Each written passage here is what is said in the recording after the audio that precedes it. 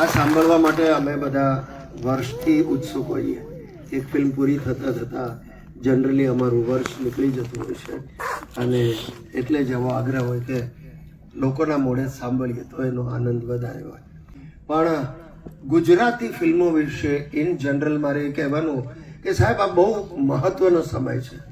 આજે ગુજરાતી સિનેમા જ્યાં ઊભું છે એક એવી જગ્યા છે કે જ્યાંથી અહીંયા જો સરસ મજાનું પીઠબળ બની જાય ને તો બહુ મોટી હરણફાળ, એક બહુ મોટો કૂદકો આપણે હનુમાન છલાંગ આપણે મારી શકીએ ગુજરાતી સિનેમા એવા સમય પર આપણે ઊભા છીએ.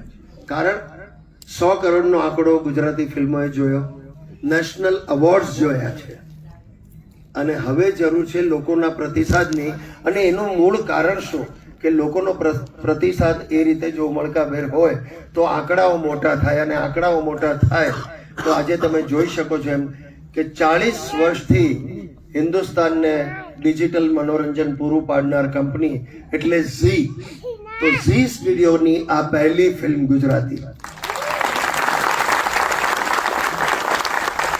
દોસ્તો આનો આપણે ગર્વ લેવો જોઈએ, અંગત રીતે નહીં પણ એક સમગ્ર કોમ તરીકે, એક રાજ્ય તરીકે, કે આજે મોટા જે બેનરો છે હિન્દી ફિલ્મોમાં મોટા રોકાણો કરે છે એ લોકોનું ધ્યાન હવે ગુજરાતી સિનેમા પ્રત્યે છે.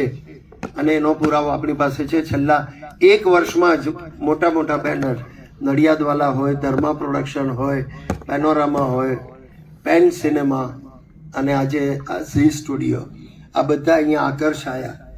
તો એ લોકોની નજરમાં આપણે છીએ તો આપણા ગુજરાતીઓની નજરમાં આપણે ક્યાં છીએ?